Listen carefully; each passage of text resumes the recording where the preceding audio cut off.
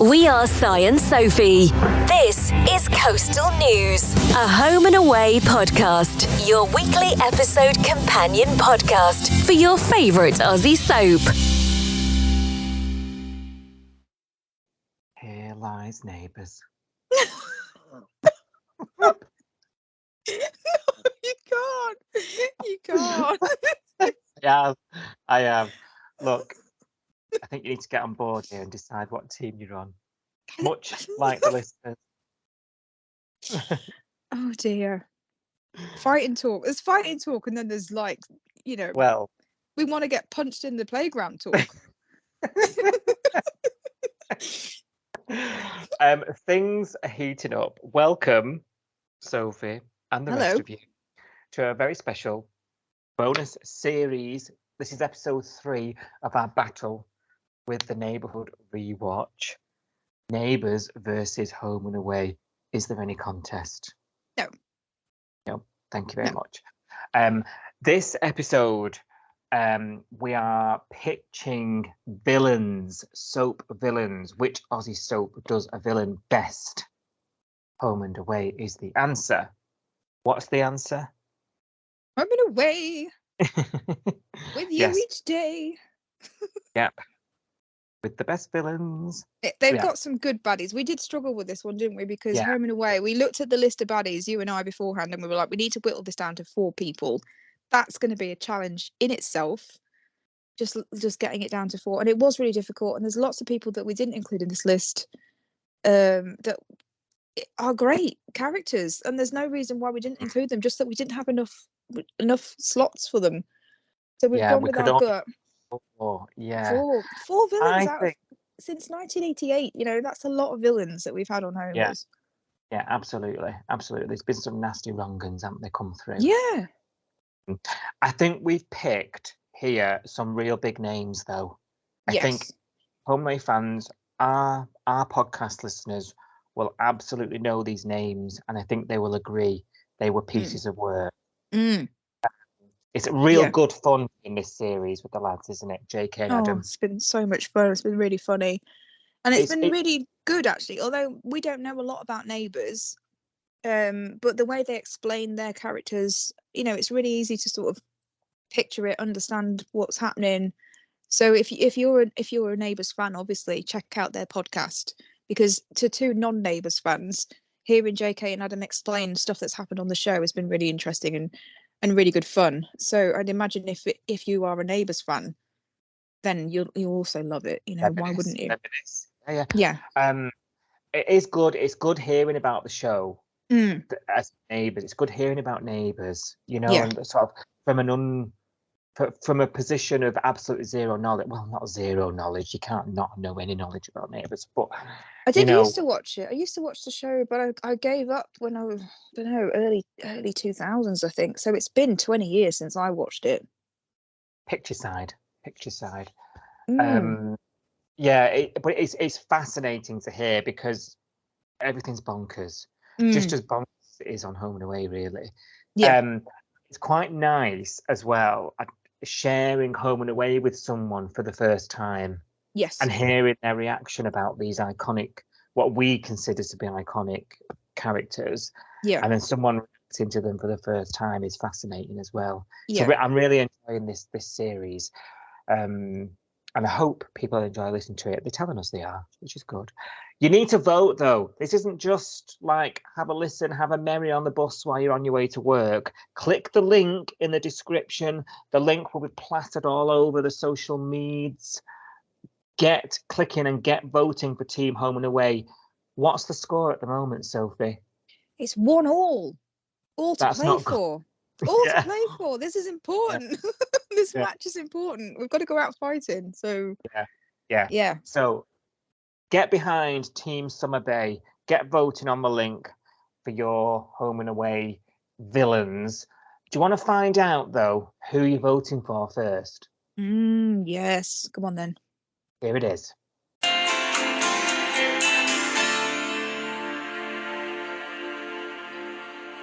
Welcome to another battle. Neighbours versus Home and Away. The Neighbourhood rewatch. which is me, the host of Sorts JK, with my buddy Adam versus. I don't like this already. My My associate- bloody Adam, you fucking. My You've cost associate us the Adam. win already, you dickhead. My work colleague Adam All right. versus Home and Away, Coastal News, the premier Home and Away podcast, which is Sophie and Si. Hello. Hello. We are back again, new year, same battle. Yep. Rumble's on. It does And run. we've equalised. Yeah. Have we steamed into the lead? Got far too cocky. Did we catch you off guard? We like to think we caught you off guard. Yeah, Caught us off guard. yeah. You two came. You really brought your A game last time. Because we got pretty roundly trumped, didn't we? In the polls last time. I can't remember. It Yeah, was but- unanimous. We didn't Okay. die.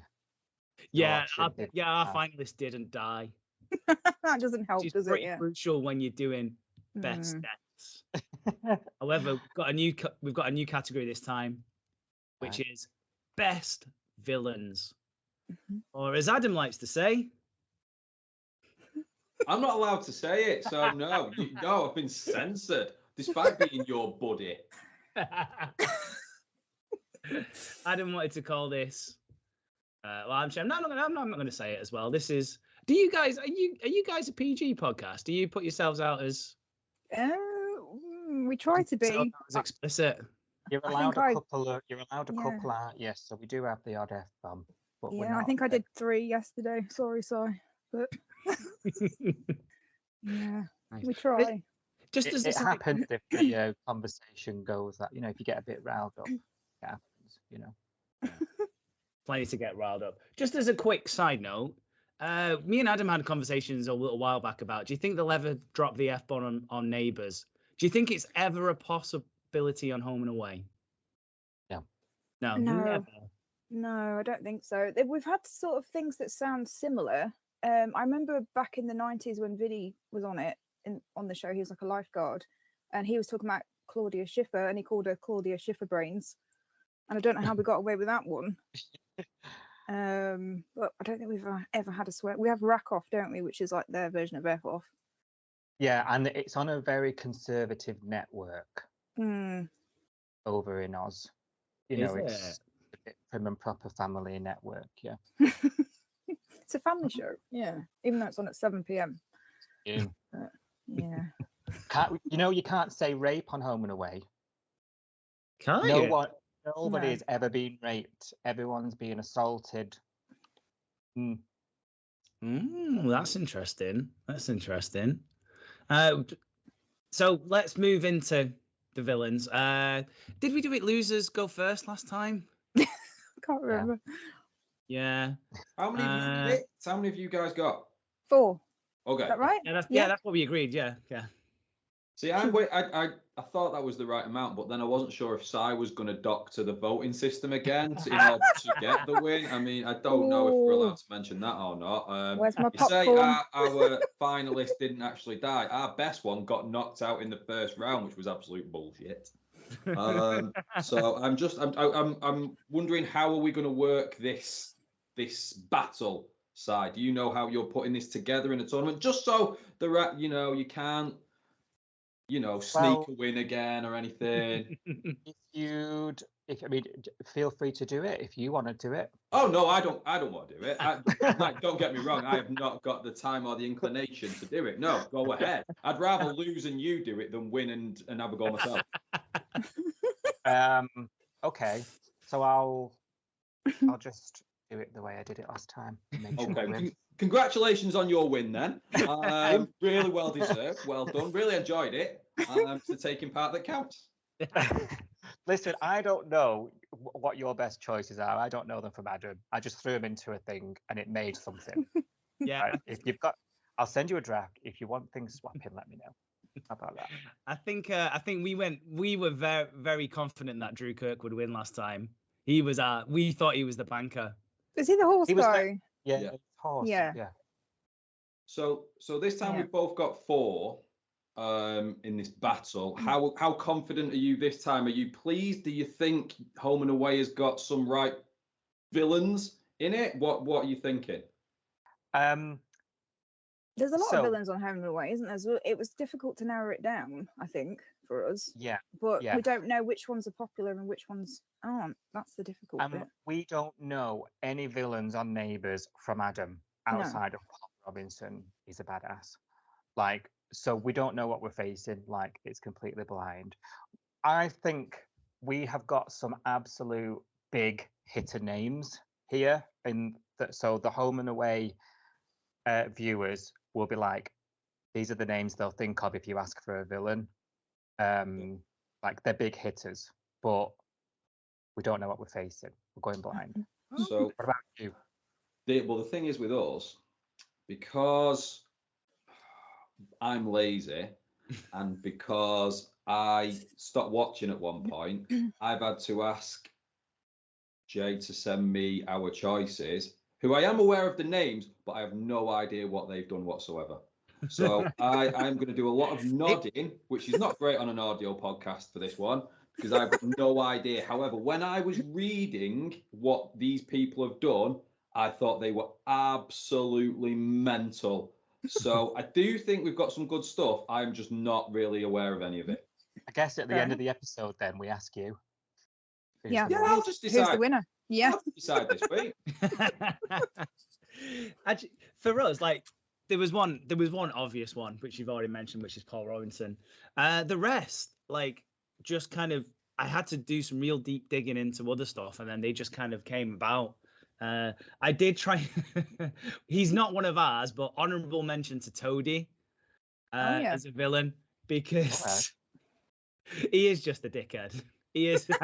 That's a different category. Show dickhead. I thought he was more plonker. I've been hearing things about him in the reboot. Yeah, he doesn't come across great in the reboot at all. He's quite aggressive. To his ex-wife, not like physically, but just, I don't know, he does this weird thing where he bares his teeth and like puts his eyes really weird, and I don't know, he's just he doesn't come across in the greatest light, because he's not like that with anybody who would. You feel like he's almost kind of bullying his ex-wife a little bit, because he wouldn't react that way to other people, because he knows they'd just tell him to shut up. So yeah, honorable mention to Toady, but as losers do go first, it is surprise, Paul Robinson. And now this one, we just kind of we've put it down to one big thing that he kind of did, really, or one little error that he did, because we could be going forever with all the terrible things Paul Robinson did. However, he did go, because he did leave the show. He was jailed for fraud. He was doing some dodgy business dealings and got caught. However, when he got out of jail, he made his grand return to Erinsborough in 2004. And he made that grand return by burning down Lassiter's hotel. Does he own that? He used to, didn't he? He used to own it, yes. So upon his getting out of jail, he was like, I don't own that anymore. I'm going to burn that down. So Lassiter's is burning down. Everyone's like, who would set Lassiter's on fire? And then you just see this figure in the background, and it zooms in, and it's Paul Robinson, just with a classic evil smile.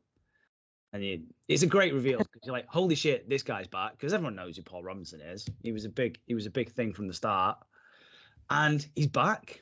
Like, I don't think anybody thought he was going to come back. Like, he made quite a public do about wanting to get off Neighbours and become a pop star. Oh, yeah. Yeah, we remember. Side little story. When I went to Australia and went to a bit of a Neighbours night, this is about 2009, he was performing. Paul Robinson, Stephen Dennis was there. He did Don't It Make You Feel Good and whatever else he sang, I don't know. He was there. He was proper rocking it out as well. He was really good. It was still shit songs that he'd written, but like, his performance was really good. So I would recommend, if you get the chance, to go and see Stephen Dennis live in the year 2024. Get yourself down. He's good fun. Right, I'm just going on flight thing. Hang on. Yeah, so if you like all your rock music and gigs, see if he's popping over or anything. You could do that. He's like their Rick Astley, isn't he? Basically. Similar vibe, yeah. Yeah, Give you that. yeah, I get that. I love Rick Astley, so all good. Just double check the fire regulations before you go, though. That's true. Make sure I know where the escapes are. Yeah. So setting fire to Lassiter's then starts this kind of chain reaction where he reclaims the empire that he lost. He swindles a couple of people out. He gets caught by a guy called Gus Cleary. He finds out exactly what he's up to. So he's like, right, I can't be having this. I'm going to kill you. And just kills the guy. Just How? straight up. Yeah. How does he kill him? He twats him in the head, I believe. Fair enough. You Classic. know, like, are we defining a villain by someone who can kill? Like, it's quite subjective, this episode, isn't it? So, like, if he can just, like, yeah, there's Gus, pop him off, like, pretty badass, isn't he? Do you know what I mean? I think you're right. I think there's lots of different kinds of villains as well. There's the kind that, like, you just hate, that, like, oh, you just don't like. But then there's the ones that you love to hate. Yeah. And then there's the ones that you just, even though they do the wrong thing, you love them anyway. Like, I think that's an even more different kind of villain.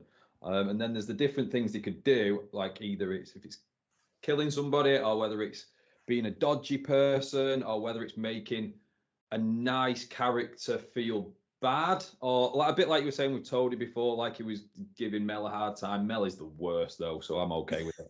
I hope we get a big mix of villains, but I think going big with Paul Robinson, he set a fire, he swindled, which is he's a bit dodgy.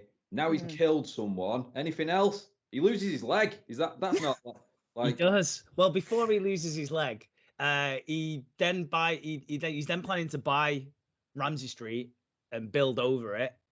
And part of his plan to do that, he goes like full Mr. Burns here. He starts polluting the local rivers. Oh, Jesus Christ. This is someone with like morality is questionable, isn't it? This is someone who's not thinking about anybody but themselves, isn't it? Yeah. Like, yeah, he just wants to reclaim his empire. That's all, and nothing will get in his way, including killing off people, polluting an entire street worth of people, building over it. He is only stopped by falling off the cliff. I think he is planning to push that other person off the cliff, but doesn't happen, and he ends up falling off, and he ends up losing his leg. God. right. Yeah. And that pretty much puts a stop to all his plans. I think, and this point as well, this is the most evil he ever got. This is his most evil. Like he's still a bit of a villain to this day. They're trying to do a bit of a feel sorry thing for him at the moment. But this is the most evil he got. And I think the writers realized they took him too far as well. It was like, because once you do those things, there's kind of no coming back from that point. Yeah. Like you can't have that character on the show. Well, he couldn't grow his leg back, could he? That was never going to happen to the lad, to be fair. There was no coming back from that. No. Then you've got to write that into the show, haven't you? Remember, because sometimes you get a soap where they get an injury and then a month later they've forgotten that they've had that injury. So you have to keep that consistent, don't you? And remember that he's got like one leg. We need to write this into the show. How do we get past this? I do injury, always enjoy seeing him limp. Yeah. Like, oh, he's remembered. He's remembered today. Yeah, he's turned up on remembered to limp today. Some days he doesn't bother. Some days it's the other leg. Yeah. So that's always quite fun. So what they did in the end to kind of explain away all this really evil stuff, they went, he had a brain tumor that made him evil. We had one of them, didn't we? On ours. We had a brain tumor arsonist. Yeah. Right. So they go, right, okay, we need to redeem this character somehow. So they go in, get the brain tumor, pluck it out. That's imagine exactly how it works in surgery. You just kind of pick it out. Just fishing rod, reel it back in, take the tumor out. And then he's just he's not evil then, he's just a bit of a villain. Yeah. He's stopped killing people now. But he will fuck you over on shares in a business deal. Yeah. Ruthless. Yeah. I mean, we're up against it here, like legend name. And I mean, if that's just a small part of his history that you've described, like lifelong watchers of this show, Yeah. I don't think we have an equivalent, do we? Because obviously Paul Robinson's been in it for so long, and he's been a sort of constant villain, whether it's a business villain or whether it's a murderous villain or whatever. We don't have the equivalent of that in Home and Away, do we? We don't have somebody that's been in it consistently for years being a constant baddie, I don't think. Yeah, he was in it in the pilot. He's the Really? only one from the pilot still in the show. Yeah. Yeah, we don't have the equivalent of that, do we? In terms of bad guys. Who are you bringing out then first? Yeah. We've started. I feel like we've got him on the ropes here. Who should we go first? Don't mind. Do you want to go? Go for it. I'll bring out. Right. When we were discussing Home and Away villains, we don't have any that have got that history really, like Paul has. But with a lot of them are female, right? There's this, and it's like a soap formulaic thing, isn't it? Like a powerful woman who'll stop at nothing and she'll eat blokes up, and there's a lot of that. And I think this particular choice that we've made was the catalyst for that on Home and Away. So I think everything that happened after this person, and tell me if you'll agree or not, Sophie, is because this character happened, and it was so popular. Yeah. So that character is Angie Russell, and there'll be Home and Away viewers listening to this going, yeah, she was bad. She was very, very bad. And there was absolutely no reason for it. She was unhinged, in a word, and there was no rhyme or reason for her behaviour. It's 2002, so the show in the late 80s, 90s sort of had this sort of fluffy, it was always darker than, say, Neighbours was, but sort of in the early noughties, there wasn't like a reboot, but there was a definite transition to what the show is today. Like, it's a completely different show today, much more dramatic, much heightened, glossy, that sort of transition started in the early noughties. And one of the big, I remember it to this day, I was in school, like school age, when this started happening. The focal house of Summer Bay House, it's the big house, the fact where the big families who would all do the fostering live. It was the Fletchers, and that was sold off in the early noughties, and it was quite controversial because it was the first time we had a new nuclear family, a family at that house, and they were all new characters, and it was all a bit sort of disjointed. Like the show felt different, and it was the start of these type of characters being introduced. And the husband, Reese Sutherland, who bought the Summer Bay house, his ex, Angie Russell, turns up saying, "This is your son, Dylan, and this is why I'm here." She is a teacher. She took a job at Summer Bay High as a deputy head, and from the off was basically causing loads of problems with Reese in his marriage. She was coming on to him. She was saying that Dylan was his son. We later find out he was never his son at all. She was just there just to piss her ex off.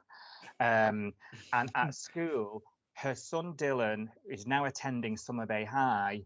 It doesn't get on with another student, and there's a bit of an incident. It's a bit of a fight, playground fight and all the rest of it, with another student called Nick. And because of this, because her son had a disagreement with Nick, she decided she was going to play mind games with him, some like 15-year-old school kid. And she starts coming on to him. She starts seducing him. She starts trapping him in really sort of romantic situations, making him fall for her, and then reports him to the police. Because he was quite naive, as you would be at that age. He'd like stay behind after class and be in the classroom on his own with her, and and she'd be up to no good. And yeah, absolutely. And there was one time they were getting a bit close in this classroom, and then she started screaming and ripping her own clothes off, and then told everyone that he tried to attack her, and got him got the police involved. His whole future was ruined, and the whole bay is you're not going to pass your HSE. You're going to have a criminal record, and da da da da. She starts making more and more as time goes on enemies around the bay. So the whole bay is like, she's a nasty piece of work. Even poor Sally Fletcher at this point. Sally Fletcher is like the golden child of Home and Away. She was in episode 1 and we watched her grow up. She is a teacher at the school at this point, and she's having a bout of OCD, as you do on soaps. And Angie swapped her medication out and played games with her and things in the staff room, and just to play with her, and then make her OCD get worse. And then Nick's had enough, and his family have had enough. She's got contacts in the Department of Education, so she's getting away with things when complaints are made. She's getting away with it, and so there is this plan concocted amongst Nick and some of the other students to try and out her. They call it the Jacques tape, where they've on some of these they've basically secretly recorded her giving him all this abuse, and she's saying in this camcorder, she's saying things like, I didn't love you, I just needed you to love me, you're pathetic, and all to a child. It's just mad. And there's this like school project, and the tapes are switched. So instead of the project being played, this tape is played out. Classic fashion. Yep. And everyone shooketh, and she loses her job. She's banished from the school. And there is a scene there here where it's ingrained in my mind. I'm not sure about yours, Sophie. This scene, it's actually on YouTube, because I went down a YouTube hole researching this, rewatching it all. On YouTube, it's called Angie's Walk of Shame. So she's like dismissed from her job by the head teacher, and then she's like slow-mo comes out of the classroom. There's this long corridor lined with students at the school and all the characters, and they're all like glaring in at her, and it's all slow-mo as she's walking down, and she's it's all like giving him the side eye and everything. And at the very end, as she's about to reach Irene like shaking her head with disappointment. At the very end is Nick, and the last student before she has to leave the school, and she leans in and whispers to him, "You will die with my name on your lips." Oh. and then leaves the school. It's one of those lines when you say Angie Russell, everyone repeats that line. So it's just amazingly camp. Nice. Such a good villain, and like all good villains, gets their comeuppance, because them's the rules of soap, right? Mm-hmm. But you've got to balance it. So she is sort of confined to a house. She's been completely ostracized from the community of Summer Bay. She's confined to a house, and she has a knock on the door one day, and she opens the door, and the camera is first person to the caller. So she's talking to camera. "Oh, what are you doing here?" She's recognized this person, and that's the last time we ever see her. And her body is found several weeks later, and she's made all these enemies. Everyone's a suspect, and it goes on. It's not the last time we actually see her, I must lie, because like we mentioned, she was a ghost about 12 months later. And then she everyone's a suspect, and just as someone's about to go down for it, her son Dylan confesses. They had an argument, he pushed her over, and there's all flashbacks about it, and she knocked her head on the corner of a table, and he killed his mother. Those corners of tables. Deadly. Killed so many people. Yeah. Oh, she was good though. She was good. I hated her, but I also liked her. It's annoying. I've just googled her. She's the hottest teacher I've ever seen. Yeah, she was. Hotter than Miss Taylor? Yeah, hotter than Miss Taylor. That's our old RE/PE teacher from high school who everybody wanted to stay behind with. Yeah, Miss Taylor was insane. I wonder if Miss Taylor listens to this. That'd be good. If you are, I'm still single, so. How long was she in it for then, Si? Was she in it? You said she wasn't in it like anywhere near as long as Paul, obviously, but did she do a fairly long stint all this? No. this was all in about 7 or 8 months. See, that's a good effort to do that much damage in a shorter period of time, I think. Yeah. Yeah. Good effort. Yeah, and like 20 years later, like all We the still talk about her. fans talk about her. Like, and really, she's a teeny blip on. I don't think I've done it justice. Like, she was evil, and there's some of the things she'd say. But yeah. There you Okay. go. Okay, that was a good response. That was a good response. That, like I said, we went straight out with the, someone who's been on the show since day one, and you've come out with a really good story there from someone who was just on it 7-8 months. Our next one was on the show for a good couple of years. She's a very memorable character. A lot of people still remember her to this day. It's Izzy Hoyland. She came on the show and instantly just started getting in the mix with things and just being. The Hoyland family had some great members in it anyway. Shout out to the OG Summer Hoyland. Had some terrible members as well. Rosie Hoyland. She was awful. Yeah. So you had like these two ends of the table. Like you had like Rosie was the priest, but the worst. She was a preachy priest. She was the worst. She was just such a bore. She was quite condescending as well. Yeah. She was just she was the worst kind of priest. Well, not the worst kind. No. I've heard, there are worse out there. She was just a bit of a pain in the ass, to be fair. Yeah, she didn't make the news, but yeah. No, she wasn't that bad. She wasn't on anyone's list or anything. But she was she the daughter of Rosie Hoyland then? Yeah, she's the daughter. Yeah, so Max is the son. Yeah, Max, he's a bit of a wet wipe. The best way to describe him. Just really nothing about him. These kids have a little bit of something about it. So this obviously runs through that family, but Izzy Hoyland got it all. She got all that kind of mean streak and dastardliness and conniving. She followed in a little bit like Si mentioned, that kind of strong-willed woman who maybe wasn't in a position of power or anything like that, but almost wanted to be, felt like she deserved to be. And it helps that she was smoking hot as well and could use her feminine wiles to get what she wanted, as well as her own dastardly scheming abilities.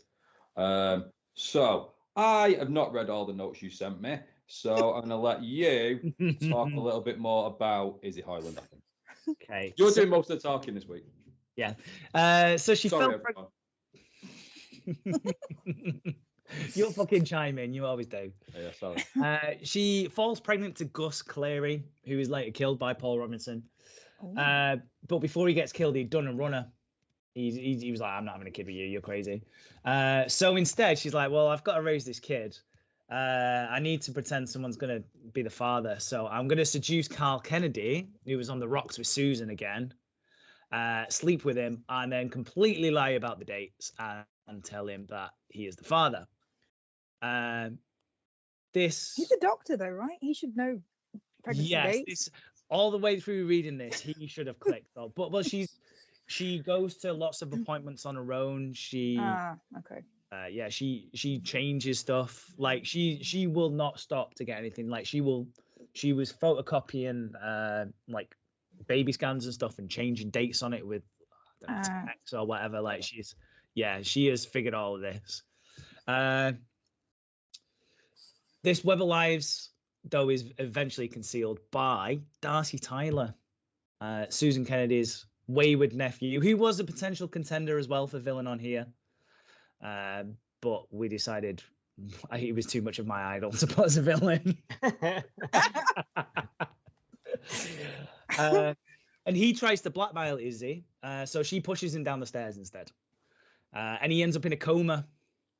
However, the kind of stress of all this and keeping up with the lies and stuff does eventually mean she ends up miscarrying the child. Paul Robinson finds this out, and they kind of start this weird kind of relationship where they're like, well, I know that you killed Gus, and you know that I lied about Carl's baby, so if we just start shagging, and it's kind of like it's mutual destruction, isn't it? It's like an evil alliance. Yeah. Yes. And who doesn't love an alliance between like your supervillains when they get together to cause, like Batman Returns, Yeah. when it was Catwoman and the Christopher Walken guy and the Penguin, and they all came together. Yeah. Good times. Because then you need to band people together against them. Yeah. Yeah. But this was a pretty big team that were causing some havoc through Ramsey Street, weren't they? Really? Yeah. Yeah, but please tell me Susan takes her out or something. Oh, Susan does have a part to play in a couple of our people as we go forward. Yeah. Susan's always kind of in the background of this. Susan, from day one, didn't like this girl, even before she started shagging Carl. It was just like, yeah, I don't like this girl at all. And she plays Paul and Carl off themselves a lot. Paul at one point goes, right, I can't deal with you. I'm just going to pay you off. Here's a sum of money. Let's call it quits. You don't tell on me, I don't tell on you. So she goes back to Carl, but Darcy awakes from his coma and sends a letter to Susan, telling her the truth about what happened. So Susan confronts her with all this, and she ends up running back to Paul again. And then she falls out with Paul again, and she ends up running back to Carl. At this point, she I know you're not allowed to say this word on Home and Away, but she basically date rapes Carl. Oh, God. Drugs him and sleeps with him, basically, and gets herself pregnant from this. But what she does this time, which is a nice twist, she says, oh, no, it's not your kid. It's somebody else's. I was shagging someone else as well, so it's not your kid. Carl and Susan end up back together. And they decide they're going to get married in London, which is unfortunately where Izzy Hoyland has ended up with a footballer. Yeah. So as they're getting married on the river underneath the London Bridge, Izzy storms on the boat and starts giving birth. Timed it so well, bless her. You mean, wouldn't you? Yeah.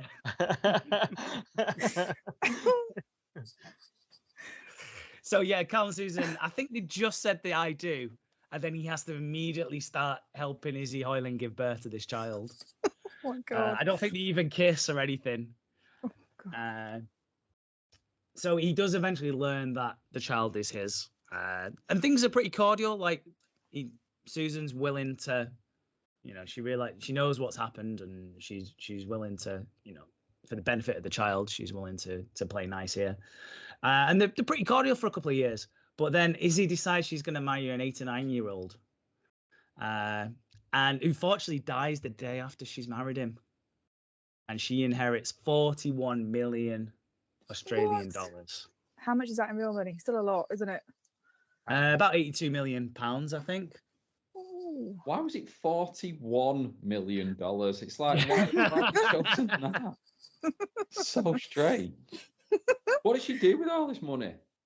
Well, she tries to bribe Carl and say, listen, do you want to be a sperm donor again? I'd like a little sister for Holly Hoyland, or a brother. I will build you an entire new wing in the hospital if you spunk in this cup for me. And Oh, my God. I'm not sure what the term of deliverment was, to be fair, but You've lost me now. Villains don't start building films. I'm sorry. Carl eventually he agrees with it at first, but can't go through with it. So Izzy steals his sperm. Again, technically. Yeah. And I've put here, and I'm going to go with it, shoves it up herself. That's awful behaviour. I have not been a part of this. Are we talking turkey baster type Yeah, situation? I'm thinking turkey baster, yeah. Oh, Not the sock. Oh, That's how she stole it in the first place. yeah. She was just doing his laundry one day and went, what's this sock? Oh, Oh, Still ring this wet. out. Oh, gross. Oh. sorry, Si nearly choked on his drink then. Oh, dear. But unfortunately, she doesn't catch pregnant with this. Realizing that she has fucked everybody over at this point, she decides to just abandon everyone. She abandons Holly Hoyland, her child, with Carl and Susan, and just gets off. and has a pretty decent pop career from then on, I think. She's still talented these days, I think. Yeah. Wow. Yeah. So in the show, is she still alive out there Yeah, somewhere, Yes. living a life? Wow. So when the finale happened, she yeah. came back, which was a great surprise because she still looks great and Oh. everything. But Yeah. one last little thing, if she comes back, it turns out she's got a new beau, and it's none other than Mal Kennedy No. of the Kennedys, which was a great little twist that they just. And did threw in he at the know end. who she was? Yep. Oh yeah. Yep. What? He was absolutely fine with this. So crazy. Shagged his dad, and he's Yeah. okay with it. Wow. Yeah. The mother of his little Wow. sister. He was shagging the mother of his little sister. Whoa, that's weird, isn't it? That's just weird. Oh, Sophie, you're supposed to not like this. I know, sorry. I love a bit of a sort of weird family incest story. But then, think. and then just to finish off, even though like the show was coming to an end, it was all pretty much said and done. She still managed to somehow cheat on Mal Kennedy. This is it. They're like, there's only 5 minutes of the show left, and Izzy Hyland was like, well, fuck this. I've got one more affair in me, and she said, and she ends up getting off with Shane Ramsey, from the Ramsey Street, who returned as well. They were going to get together. And like rebuild a full complex in Erinsborough or something, and then luckily the show ended. It couldn't quite do that, so she just kind of left. Yeah. But she's still at large. Yeah, I believe in canon they're still together. Okay. So she's not in the reboot, so we're just assuming she's out there in the ether somewhere being evil, and she could come back at any time. oh my god. But Which is nice for a villain as well. Yeah, not dead. I think sometimes they've got to get the comeuppance, but sometimes it's nice to know that at any moment they could return. Yeah. And like anytime she shows up, like she literally puts the cat amongst the pigeons. Like she shows up tomorrow, there's already 6 or 7 storylines going on that'll revolve around her. Yeah. This girl just brings chaos with her everywhere she goes. Yeah. That's a good one. I like that. Good luck topping that one. Is it me now, Si? Yeah. Are we thinking Stalker? I think we're going to have to after that. Stalker. Yeah, another crazy woman story, I think. Okay, Summer Bay Stalker. So back in 2005, home and away fans were gripped for months on end by the mystery of who is the Summer Bay Stalker, which is just a great thing to talk about anyway, because I just love the whole Stalker. Who doesn't love a Stalker storyline? It's great. So we were shown for months and months on end, we were shown this like shadowy figure who was terrorizing the bay, causing all kinds of death and destruction. We at home had no idea who this person was. So because it was going on for months and months, everyone that watched the show, there was loads of like theories on all the forums online, and people were talking about it. Who could it be? And the reason why it was so difficult to work out who this person was is because everybody was a target. Everybody in the bay had been terrorized at some point over the course of 2005. Some attacks were on individual people. So, for example, Hayley, her house was set on fire while she was inside her house. Didn't kill her, but it attempted murder. But there was also attacks where it was like multiple people on the show. So there was a joy flight, chartered flight thing that was organized. This was something that used to happen back in the day. Like a bunch of characters would suddenly go off on a jolly for the afternoon on a chartered plane for like 3 hours. It was just one of those things that happened. I don't know why, but the whole bunch of characters went off on this plane to celebrate someone's engagement, I think it was, including Chris Hemsworth, the old Thor. He was on that flight. And we saw the Summer Bay Stalker sabotage the plane before it took off. So obviously it crashed into the middle of nowhere, the outback. The only person that died was the pilot, I think, wasn't it? Oh, did I say something? Yeah, I've got memories of them sort of flailing around the bush for like 3 episodes, wondering Yeah. Yeah. And they didn't know where they were or how to get back. Nobody knew where they were. They knew they got off on this flight, but they didn't know where the plane had crashed or that it had been sabotaged and all this sort of stuff. So, and we didn't know at home who'd done it. So that was a huge thing. So again, it was like, well, who was on the plane? Who wasn't on the plane? Who could the stalker be? Because we all thought it could be someone from the bay, but we didn't know who it was. So it's trying to work out who are the suspects, who are the victims, why are they terrorizing them? Who is this person? Who's behind all this?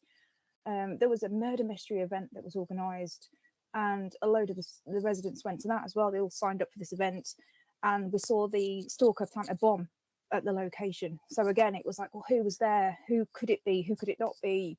Who's being targeted by the stalker? So it was so hard to work out who it was, and that's what kept everyone talking and kept us watching, because it just kept escalating. So that made the storyline really memorable and really good.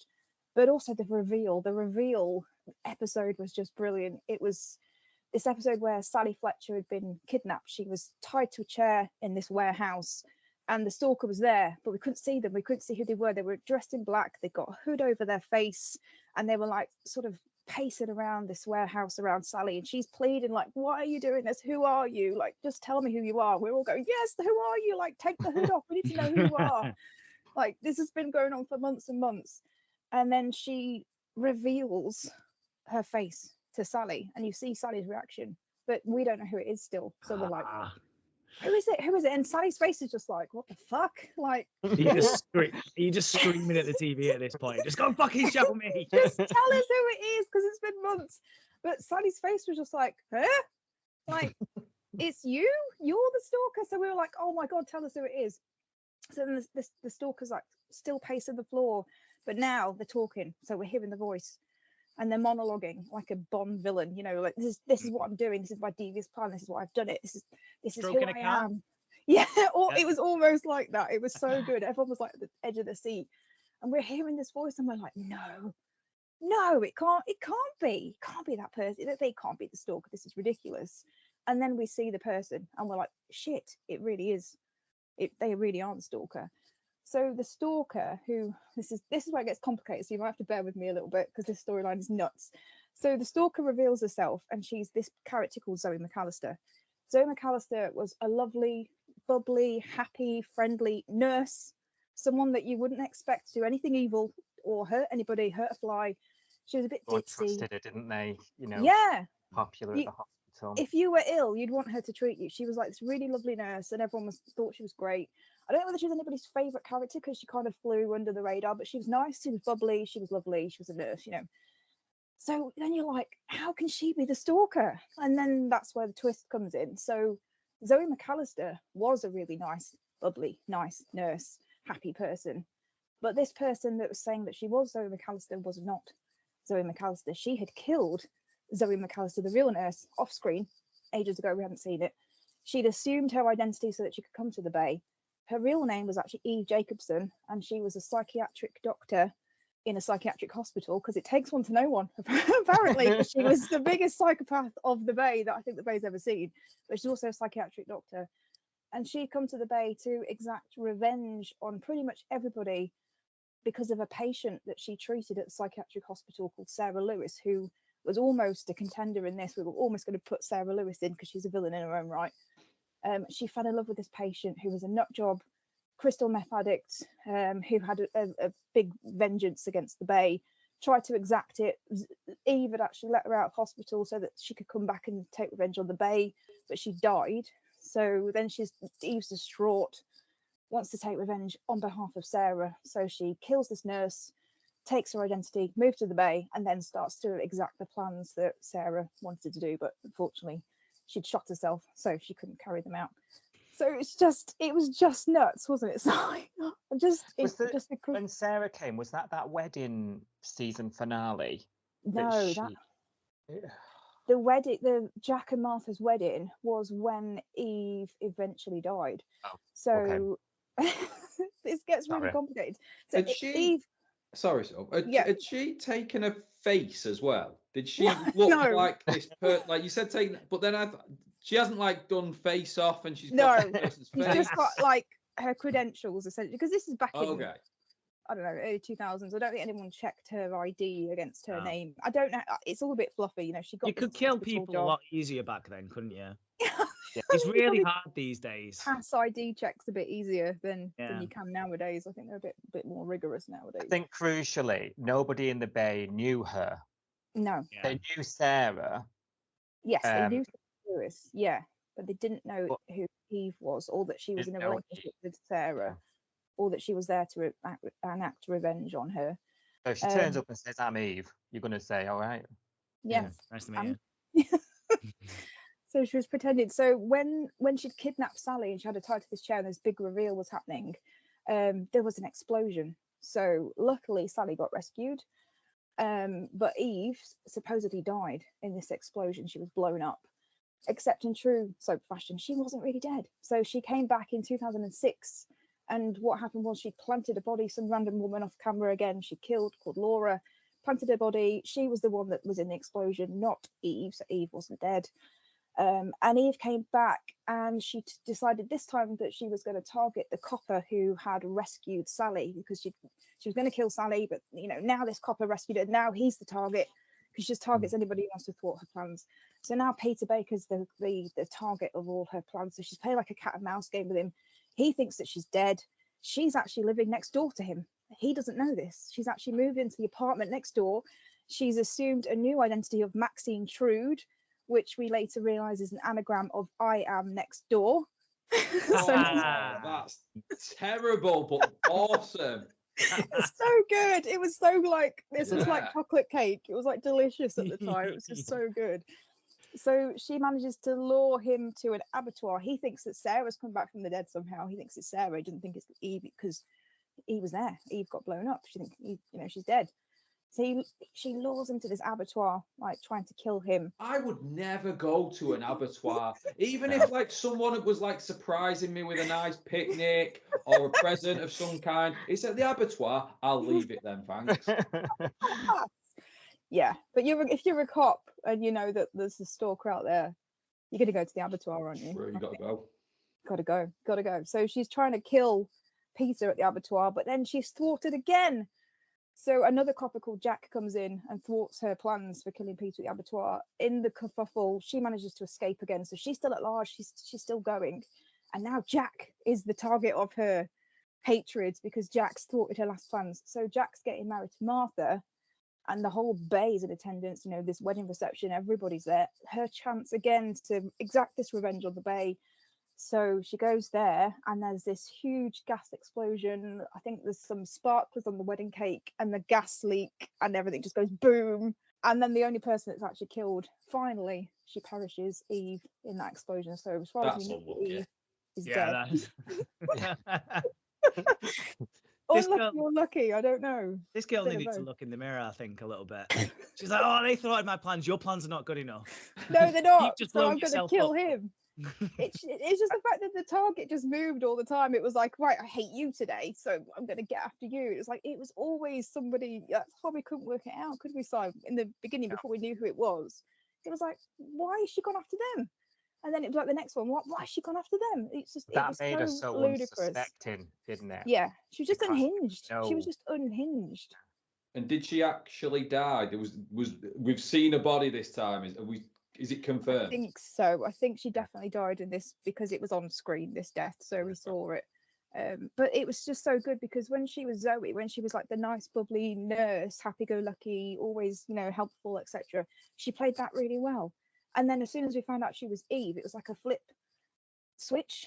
It was like, and then she was just evil, and you hated her, didn't you? You were like instantly going, she's fucking nuts, like, and you hated her. She was proper psychopathic character. So the actress that played her was just brilliant, really good. And it's one of those storylines where you kind of, it goes on for ages and ages and ages, and you think, oh, please don't be shit at the end. Like, I've invested a year of my life in this. Please don't just be crap.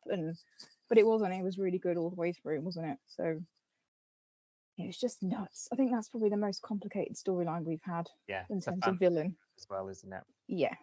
It's funny for all. Well, yeah, for me, for both of us probably. Like when we got no concept of it, and then we just hear what happened, and then when you're just telling it, it's like, and then this blew up, and then this happened, and then there was the stalker, and then there was an abattoir. When people explain, like, it's probably a bit like when we do it as well for the Neighbours stuff, how ridiculously good soaps are. If you don't say, if you take everything with a pinch of soap salt while you watch them, you've got to, haven't you? Mental, aren't they? Yeah, you've got to. I mean, how many storylines gets a plane crash thrown at them, a bomb, a gas explosion, all around one character? Kidnapping, murder, yeah. It must be so fun to have played that character as well, especially if she's done like the sweet innocent side and then got to be a psycho. That's good fun. That. Yeah. definitely. Yeah. Okay, Yeah, it well, was a good one. well, you say, how many people get to plant bombs, plane crashes, stolen identity. Oh, there we go. We have got one right back at yeah. This has worked out so well. Like, Yeah. all these different ones so far have been so good. Yeah. They all kind of filter in as well. It's really good. So we've gone for our third one is Robert Robinson. Our third villain, but our second Robinson. Robert, I don't know. I've not heard of Robert before. So So- is he related to Paul? He is the son of Paul and Gail Robinson. Oh. Gail left Paul. They had twins. They had Robert and Cameron, and they left to go to New Zealand. However, Robert and Paul never sees them, and they grow up and become adults. And Robert, in the meantime, has posed as his twin brother Cameron, who he's put in a coma. He's took his identity. He's put him and his brother in a coma. Took his identity, and he makes his big entrance as he is revealed as the one who puts a bomb on the plane that kills the Bishop family and nearly fucking everyone else. We talked about that in the best deaths in our last episode. And he just sets about ruining Paul's life, but posing as the good brother, really, the good twin, should we say. He ruins relationships with Paul left, right, and center. I think he has some dealings with Izzy as well, and that's one of the reasons she's kind of back and forth. Actually, he tries to gas Izzy Hoyland to death as well. Oh, nice. He kills a business associate of Paul's to ruin a business deal. This is going to be a really lucrative kind of merger for Paul Robinson, and he just kills the other person, so the merger's off. So it's later revealed as well. There's a third twin. What? A third You twin? call them twins if there's three of them? Yeah, probably not. No. Three twins. 3 twins. Yeah.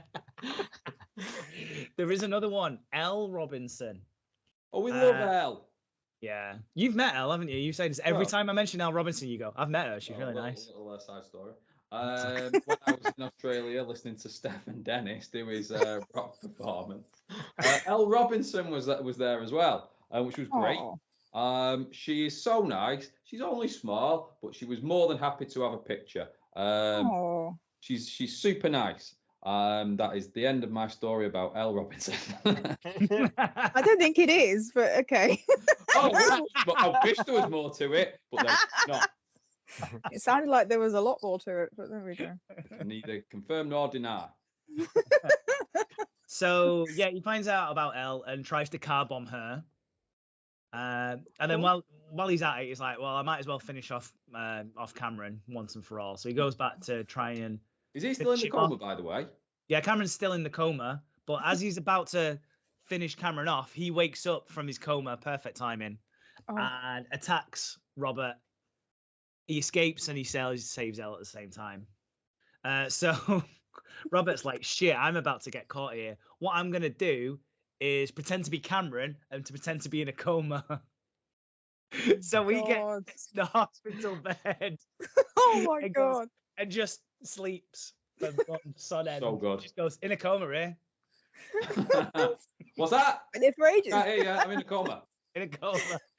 So then Cameron's going, I'm the real Cameron. He's the fake. And they're going, "Well, you're obviously full of shit. He's in a coma." Was this shot cleverly? Like, was it played by the same person? Yes. Right. Yeah, played by the same actor. So Paul is like, "Oh my God, I can't believe Robert is in a coma. I'm going to have a bedside vigil for him all the time." How is he pretending to be in a coma? This is bollocks. Would you not just poke him or hold his nose? Like, how do you pretend you're in a coma? It's mad. You don't really Best go acting poking gig. people in hospital beds, do you? How did he get away with this? I'd fall for it. Right, I'm in a coma for the next season of the podcast. Oh, I'm not going to poke you. Damn it. Okay, we're bothered then. We're bothered. Oh God, even I'm losing track of this now. Sorry. So Sorry. None of us know who's brothers who. It sounds a bit Mitchell's here, turning on each So other. I think Paul goes. Oh fuck me. So Paul goes on a camping trip with the real Cameron. So Robert at this point goes, right, nobody's watching me. I'm gonna sneak out because everyone thinks I'm in a coma. No one's poking me here.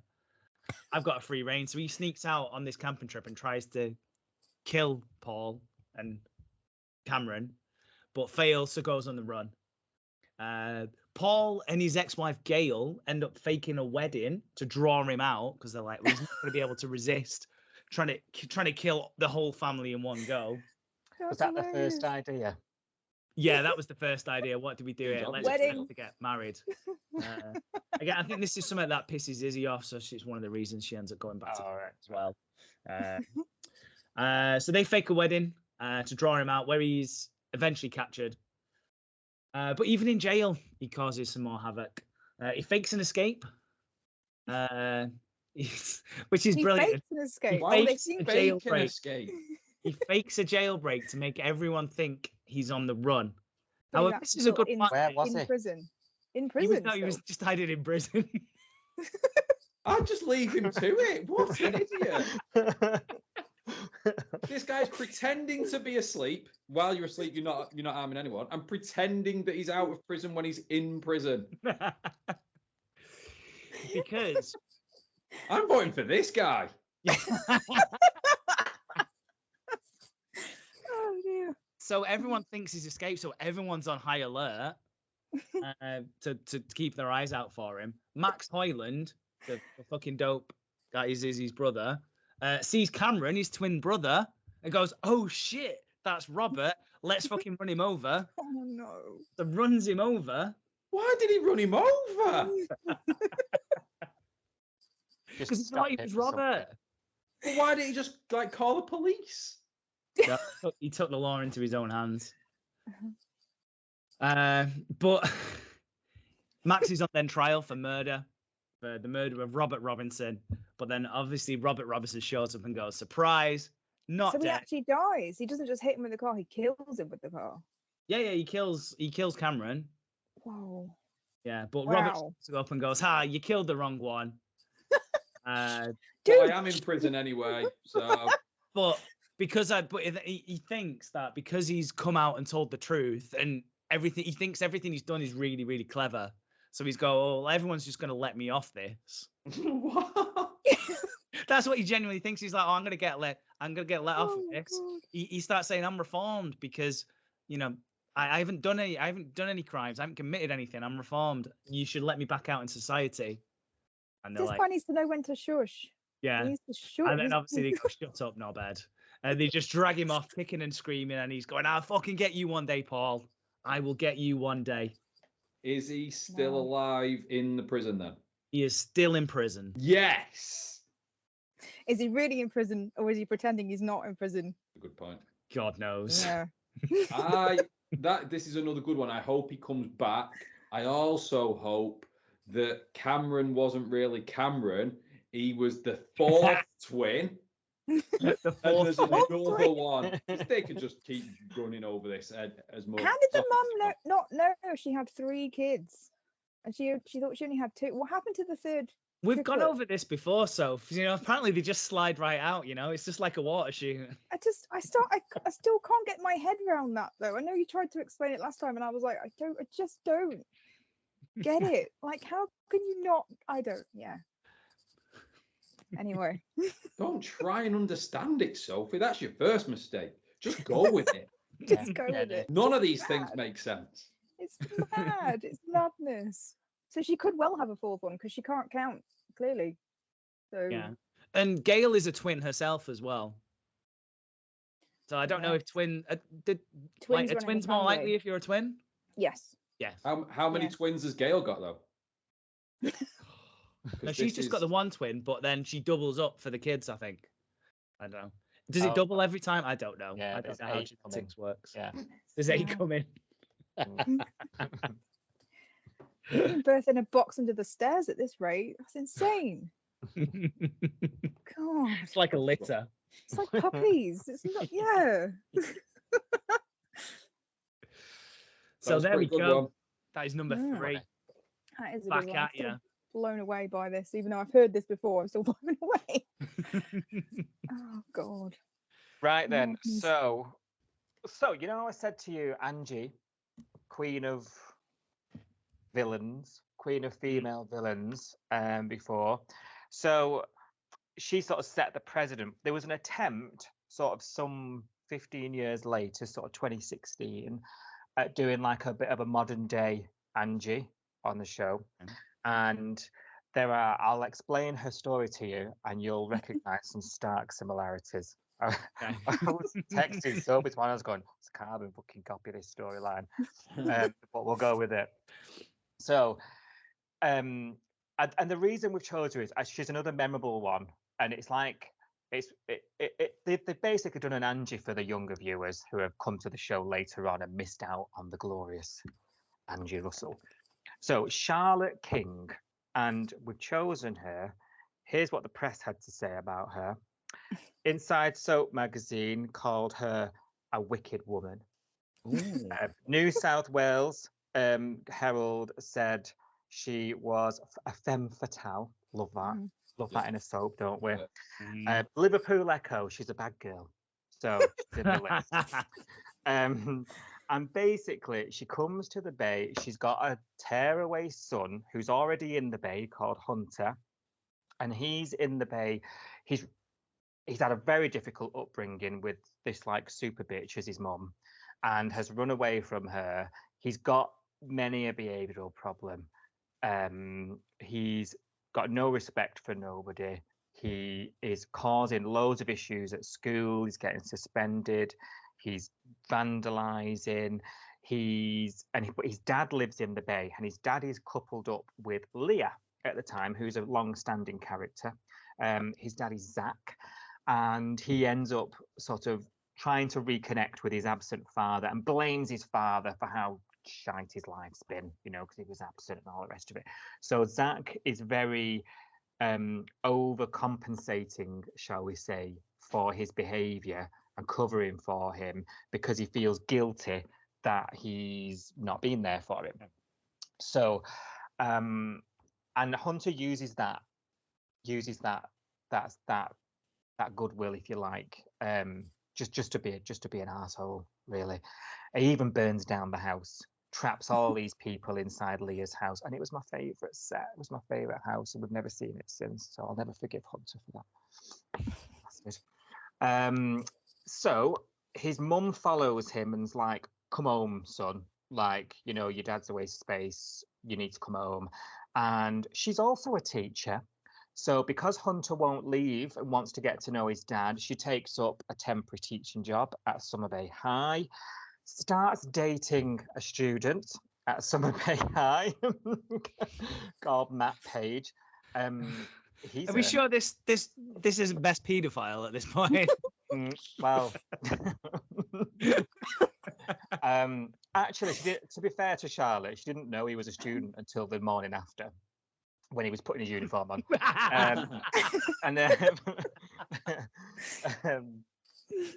Yeah, the caravans were rocking in the caravan park that night, weren't they? Ends up sort of causing loads of take a lunch.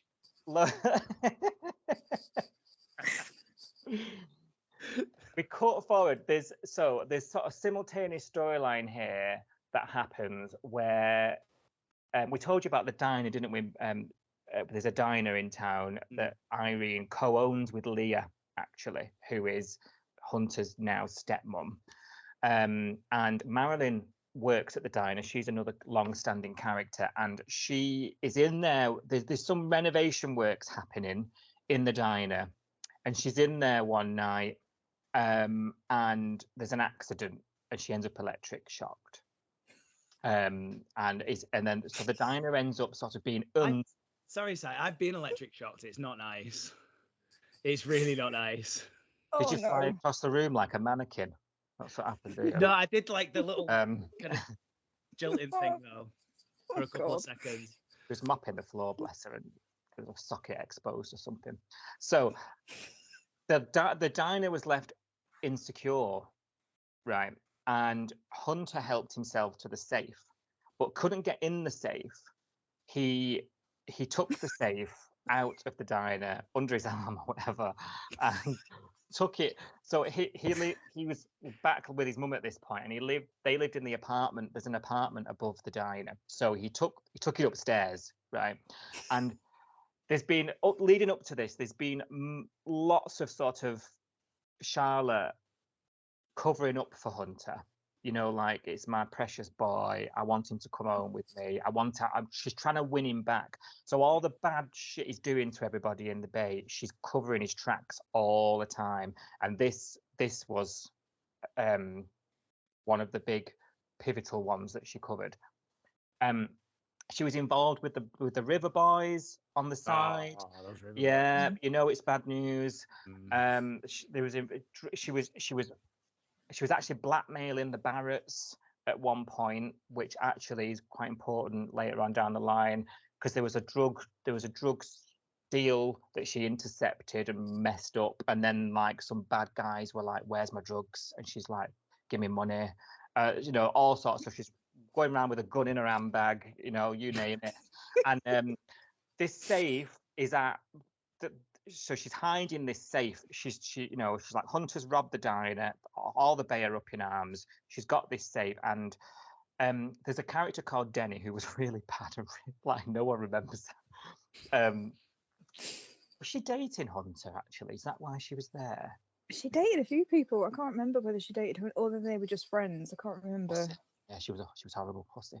But she comes out. She for some reason she's at the apartment and sees the safe, like it's supposed to be under this towel, but it's like, she's like, oh, that's the diner safe everyone's looking for, and she goes, ugh, whacks her with it, kills her. Shit. Just to Death like, by safe. Yeah. So then there's like like she's disposed of the body, buried Denny somewhere in the woods, and then she's like keeps seeing Denny everywhere she goes. So she wasn't quite a ghost. She was like part of her sort of imagination. Wasn't she? Was talking to her all the time. She's like, I'm going to get away with killing you, and Denny's like, no, you won't. She's like, I'm going to get away with it. So it's coming to a head at this point. She's killed. She's getting involved with drugs. She's lots of bad gang members that she's threatening. Everyone's out for blood. The whole bay have fallen out with her. They now don't like her because it's all coming out about the diner robbery and all the rest of it. And one night she's down. Are you familiar with the geography of Summer Bay? No. There's a beach. So there's a beach at the very sort of trailing. There's two beaches. The very trailing edge of the beach. There's a salt pool, and they're like a natural sea pool that you can swim lengths in. You only really go down there to die, or like breed. Flirt. Really. Flirt. Yeah. So she's down there one night, and exact same thing with Andrew Russell. She turns round. There's a shadow. She's meeting someone, and she's talking to the camera again. Oh, I wasn't expecting you here. And then there's bang, she's shot. Her body is face down in the pool, and then we just see this gun sink to the bottom of the swimming pool, and she's lay face down, floating, blood. She's dead. Mm-hmm. And this was like a massive Who Shot Charlotte season cliffhanger. Who got rid of the bitch? I actually, because it was like 2050, I came off. We didn't have the podcast then, obviously. I came off all the social media because I didn't want it ruined. You unfollow everything, you follow it properly. And they filmed all like sort of 8 or 9 different endings about who the killer could be. And there was a big promo. It was like not even the actors know who it's going to be. And I think I've mentioned this in a previous episode. It wound up being one of the Barretts who she was threatening. He was blind from a car accident, but his sight had come back, but he didn't say anything. He was there that night, and he'd killed her. And they're on the run to this day, actually. Wow. Did he as he revealed he wasn't blind, did he take like the sunglasses off? No, it was quite bizarre. He was just sort of looking at the wall all the time, and you're thinking, "Oh God, he's actually," because we didn't know he had his sight back either until till the reveal. Yeah, and then he just looks. Oh yeah, that must have been a really good reveal. That it was. It was. yeah. Like Usual Suspects or something. Like the Summer Bay version of the Usual Suspects at the end. It was. That's pretty good. Yeah. Did they ever try and get in? You said they had this safe, and then she killed him with the safe. Did they never try and like open the safe? What happened with that? Like, because I can't actually remember. It was a little safe, wasn't it? From the diner. It wasn't. It was just cash. Like a hotel room safe. It was one of them. So would it have even had that much money in it? Would it have been worth just nipping the in the first takings? place? No, and I'm not being not. funny. Nobody pays for calling that diner anyway. No one pays for anything. Just have a coffee. Yeah. See you later. That's it. They all just tap a been phone now. Yeah, they do. It. Beep. Yeah. So I can't remember if they got in the safe or not. It wouldn't have been much. I mean, I was more takings of coffee. Yeah. I think she was more concerned about hiding the body, really. True. Yeah. I like it though, because it started off where we just thought it was going to be a run-of-the-mill paedophile one, but it actually turned out into a lot more. So that was good. You just hit us with everything there. I forgot about the pedo actually, after all that. She just did that because, Yeah. It was the formula, wasn't it? It was the home and away bitch formula. Be a paedophile, sleep with your teacher, sleep with a pupil. That's yeah. It works. Everyone loves it. I have noticed as well. I just want to mention that this like obviously made a joke earlier about Miss Taylor. At no point did Miss Taylor like touch us. She's not a paedophile. She's just an upstanding member of the community. She's a lovely lady. Did she run off with the other PE teacher though? Oh shit, yeah, actually. Yeah, that happened, yeah. But he was old enough, right? He's a teacher, so that's fine. Well, you say teacher, it was like work experience, lad. I'm joking, it never happened. She's dead nice. No, I thought she ran off with the other female PA teacher. Ooh. Absolutely. Hey, now the other PE, we had two female PE What's teachers. her name? Facebook? Can we look her up?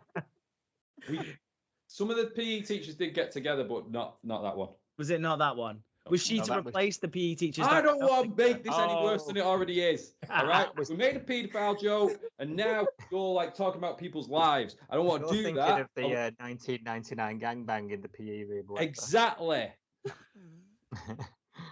It happened. People make mistakes. People try things out. It was the 90s. Yeah, there were communal showers. Things were different back then. It was okay. Exactly. There was that girl from our class who filmed a porno behind the Red Dragon pub, but that's another story. Wow. Is that online? What do I do? Oh, right, look, I've looked. No, we've yeah. Sorry, this is turned into an editing nightmare. It's in a small safe somewhere under a towel. Go on, hit him with the last person, last villain. Come on. Is it me? I just wanted to say, I have noticed a trend. JK. Yeah, JK. That you've picked all females so far. We have. Yeah. Just wanted to point that out there. So our final one. Observation there. Well done. They picked 3. Yeah. We've all been listening. Crack on with our last one. Come on. So our last one is not female.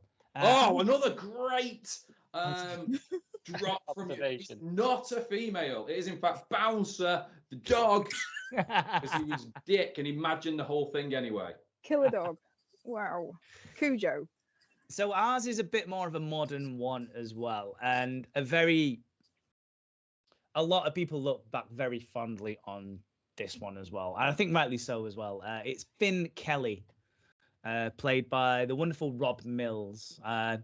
Came, I think it was 2017, 2018. He was hired as a teacher at Erinsborough High. What is it with teachers? I know. It's very stressful, that job. It can lead to just problems further down the line. He is very stressed because he has the story is when he starts, he has a brain aneurysm that is a ticking time bomb. It can explode at any time. He's obsessed with Ellie Conway, who is Susan Kennedy's niece. And it turns out that he had a fling with her back in the day, and that's the reason he's come back to Erinsborough, is to try and win her back over. But because this ticking bomb could go off at any point, he's like, I want to fulfill my dream of A, banging Ellie again, and B, being Erinsborough High head teacher for the entire school. Those are his two dreams. Okay. So the reason, so the way he gets Susan out of the way is that he starts swapping her MS medication. Susan is diagnosed with MS. They kind of forgot about that in this day. Then she just kind of don't mention it. Same with when she slipped and thought she was 16. They kind of just don't mention that. So she starts having a couple of funny turns. So he then steps in as like the temporary head teacher. Carl, ever fucking slow to the game, eventually figured this out. But it's too late. He's already framed a student that, guess what? He was shagging her. Oh. Yeah. A student called Xanthi. And he's been grooming her the whole time, not for that stuff, not that kind of grooming, more just to implicate her. And so like he's planted evidence and he's got messages and he's framed her for this completely. So it turns out Xanthi is innocent. So he does a runner. He's eventually found because everyone's like, well, we'll just find him. He's done a runner. We'll just find him. We won't let the police do this. We'll just do it ourselves.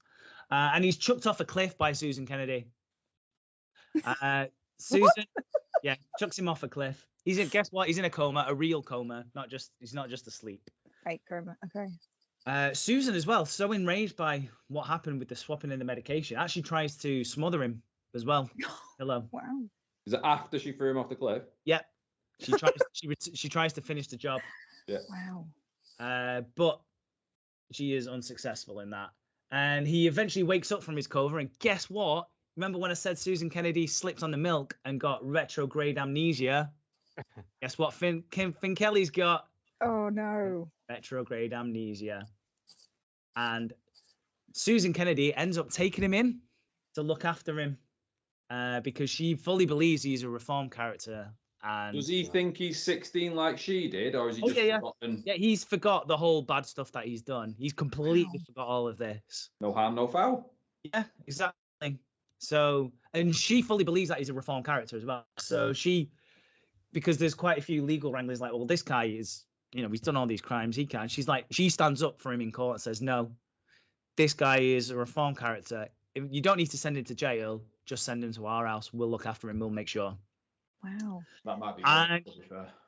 He does spend a good amount of time just being a good guy and just being really helpful around the street, looking after people's kids, just being a stand-up guy. But eventually, I think there's a scene where like a baby's crying. It's Ellie's baby that's crying, and that starts to trigger something in him. And eventually, his memory starts slowly returning, and he remembers who he is, what he did, and why he did it as well.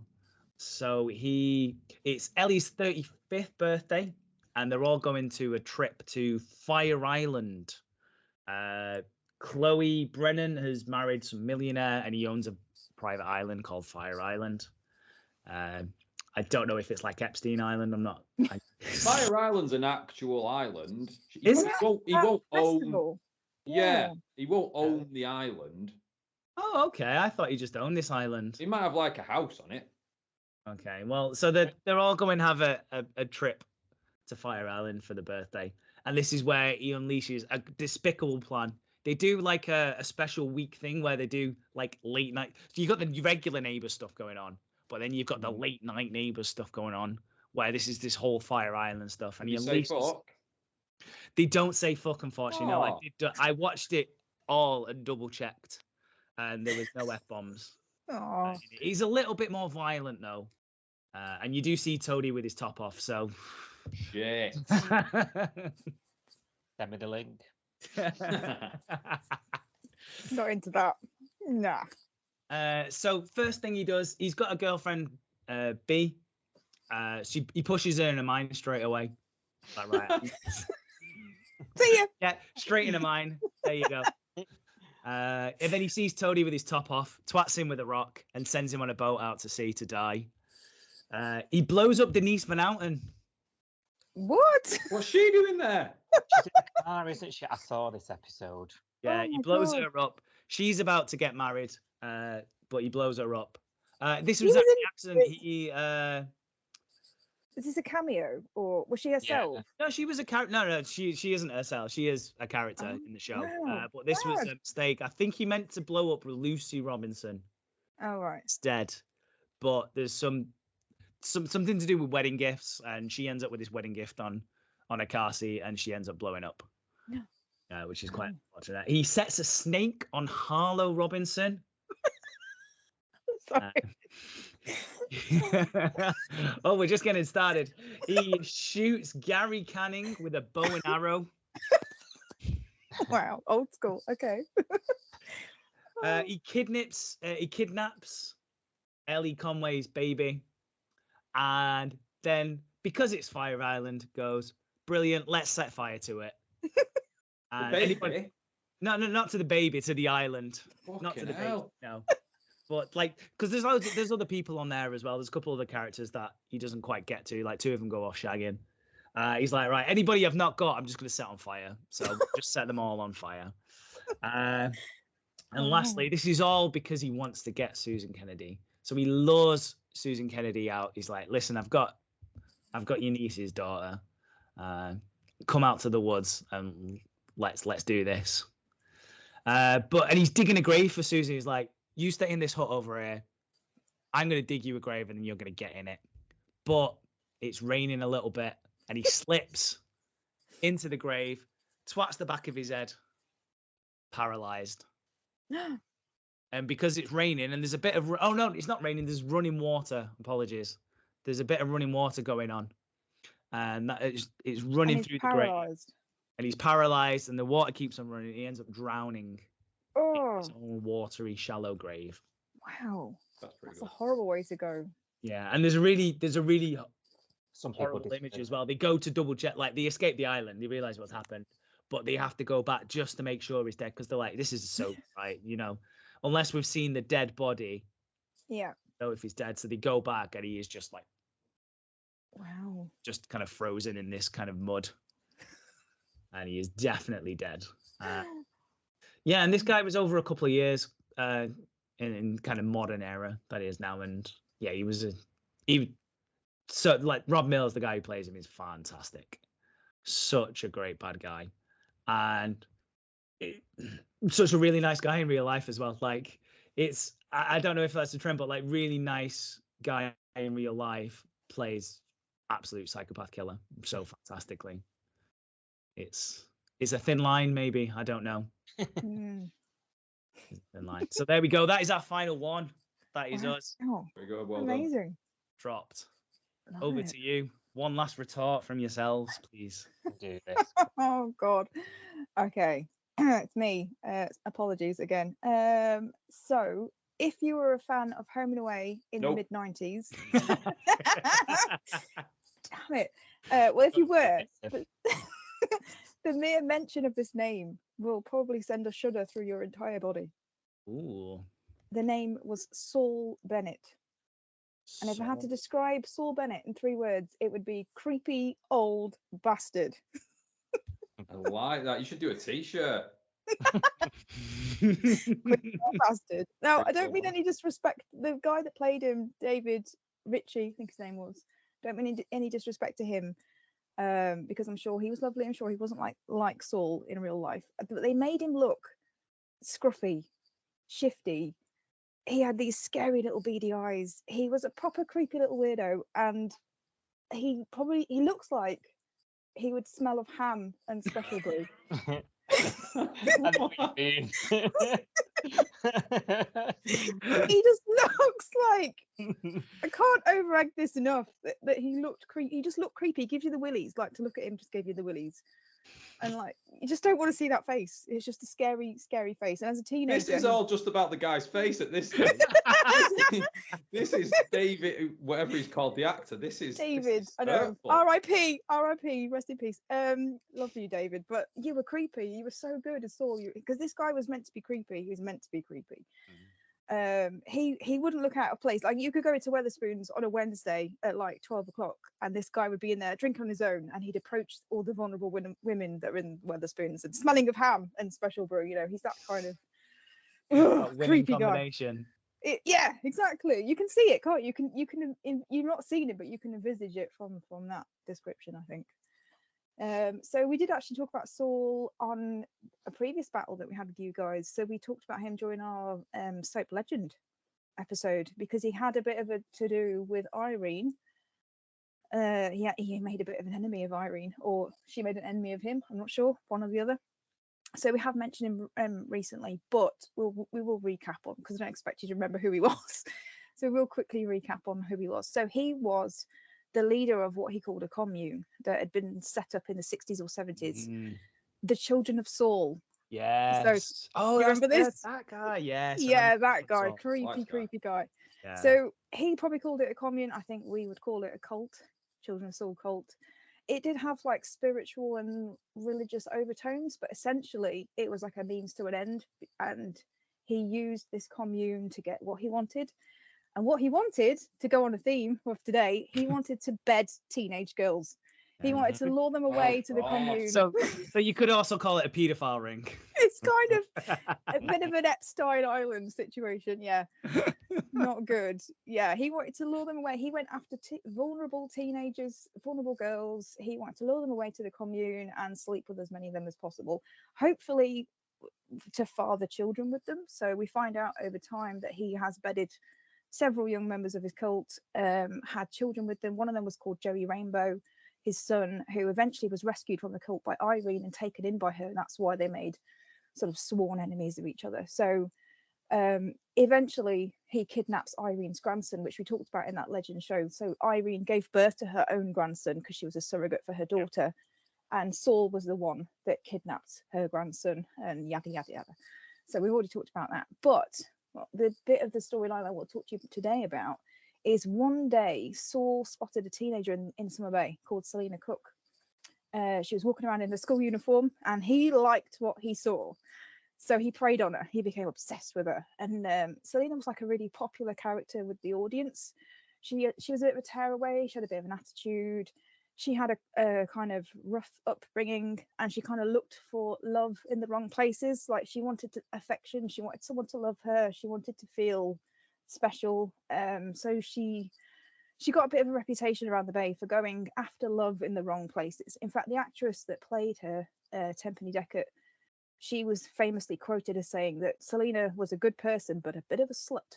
Mm-hmm. So I recognize. I've just googled her now. I do recognize her face. Do you? Yeah, I love Selena. Yeah. She was one of my faves, but she was desperate to be loved and cared for, and she did kind of go after the wrong men and that kind of thing. So one of the storylines that Selena was involved with was she slept with Irene's son, Damien, and she got pregnant. But then she went on to have a miscarriage. Unfortunately, I think it was at school. I think she was in her school uniform in the corridor, like having a miscarriage, and that kind of effed her up. So Saul had already noticed her, and now she's vulnerable. She's lost this baby. So he approaches her and he tries to convince her to join the commune. And he says to her, if we have a baby together, then your baby that you lost will be reincarnated. And she's like vulnerable and a bit stupid at this point. So she kind of falls for all of his crap, ends up living with him on his commune. And then everyone in the Bay is trying to persuade her, like, you've lost your mind, Selena. You've lost your mind. You need to come home, get away from this creepy guy. And it goes on for quite a while.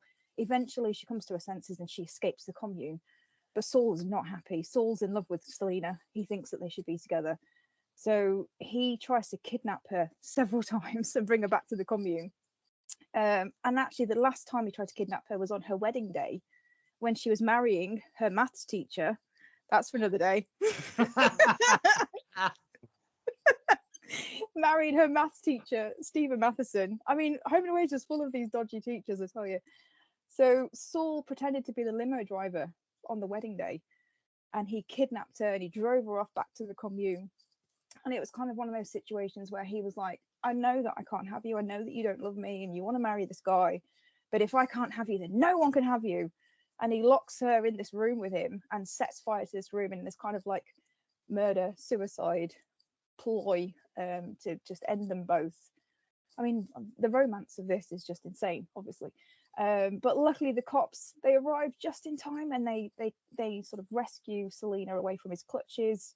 And the very lucky constable, I think it was Constable Terry Garner, gets to shoot Saul, kill him dead. And that's the end of the story. But it's not the end of the story, because actually he does come back in true soap fashion. He is actually dead at this point, but his son Joey Rainbow years later gets schizophrenia, and he's on the computer at home, and Saul pops up as like this weird vision, and he's trying to convince Joey Rainbow to kill Irene. And Joey Rainbow's like, you know what? I'm not gonna do that. I'm just gonna go and get some medication and sort myself out. It's gonna close this browser down. So luckily that doesn't happen, but it was nuts, and I think it was, to be honest, testament. Like I said at the beginning, it was testament to the actor that played Saul, just to how creepy he was and how he came looks across. so creepy. You got a picture of him up. Yeah, he looks potentially homeless. Yeah, he was. It made him look really scruffy, really shifty, and he genuinely gave me the creeps when he kind of stared at you and like. Yeah, he's got those kind of deep, hollow eyes, hasn't he? Yeah. And he spoke. He was very well spoken. When he spoke, he was very charismatic, wasn't he? He was like this cult leader. Obviously, he managed to lure all these vulnerable women to join his cult and sleep with them. So he must have something going for him.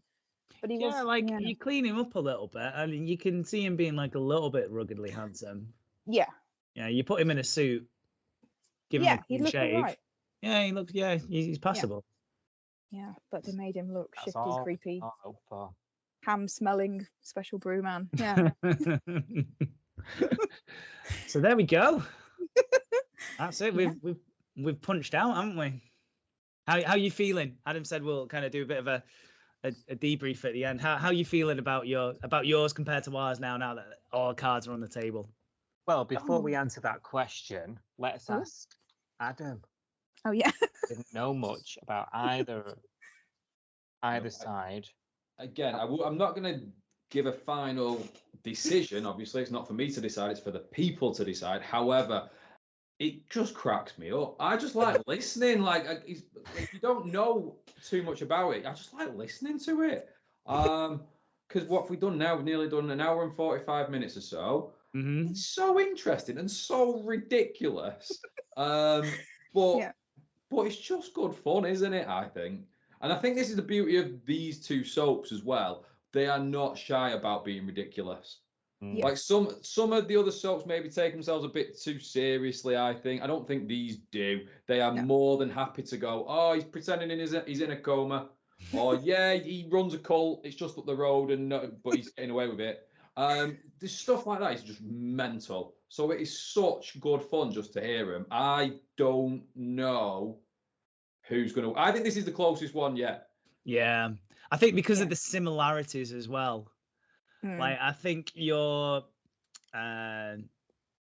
summer-based stalker one is quite similar to Finn Kelly. I don't know, guys, like, they were a good person for a bit, and bad. And yeah, I think the similarities with bombing and there's a lot of similarities in this one. I think this one's close, very, very close call.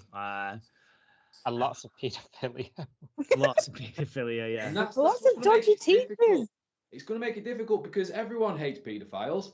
Yeah. So if I can't. These are all bad people. Male, female. It could go either way. This one. It's just going to depend on how Sai organises the vote. Oh dear. So yeah, Sai, you're going to organise the vote. We'll have this out on the socials, on both our links, on both our feeds. You'll be able to vote on there, and we'll do the same as last time. You'll have certain rounds, and then we'll go through to the finalists. And yeah, you listeners get to decide. Obviously, we'll be voting. all day, all night. And this, we shouldn't forget, this is to go in front now. It is currently 1-1. Whoever wins this takes a lead. We're not saying this is the last one. We've got a few more ideas for some upcoming battles. The battle is far from over. But yeah, this one feels important. This one feels the biggest one yet. It really does. It feels. This is the biggest one till the next one, right? Yeah, it's always the biggest one till the next one. Yeah, this could be never ending because we'd never want to lose. You know, we just keep going. We'll do best of 100. Best of 100. Best of 200. Well, that could be 50 each, you fucking idiot. To the death, till one of us dies. Or runs off with a cult leader. Yeah, true. Yeah, or a teacher. Yeah. Yeah. Sai, Soph, this has been so much fun. Thank you. Thank you. Thanks, guys. Thank you. Amazing. We know we say it's a battle, but this really is fun. This is like it's like a reenactment. You know when they do those like reenactment battles. It's just a nice fun day out. I feel. Like I don't feel any animosity here at Real. I know Adam tries to amp it up a little bit, but this is just a nice fun day out, isn't it? We all get to dress up. So, guys, I don't know if you listen to our podcast or not, but Jay can never just finish it. Like, so obviously this podcast now has had about 10. We've all tried to finish it and go, oh yeah, it's brilliant. And what he's doing now is just the long goodbye again. He's like the villain that just won't quit. He'll just keep going until you're sick of him. Which could be any second now. That's the end. It's like your family at Christmas, you know, when you go like, bye, and inside the house. Then you put your shoes on, you're like, bye, your coat's on, then you're on the drive, bye. I'm really going now. I'm getting in my car, wind the window down. Yeah, don't wind the window down, just get out. And you start walking along the street with them as the car's slowly going. And they're like, I'll see you next week. You're like, go away. I'll give you 3 rings when I get home. No, just crash into a bush. We don't care. Like, just not really. Obviously, love my grandparents. Yeah, but they're like that. It's mad. It's mad. It's just like, we just fuck off. Hold me in your arms. Don't let me go. I want to stay forever. Closer.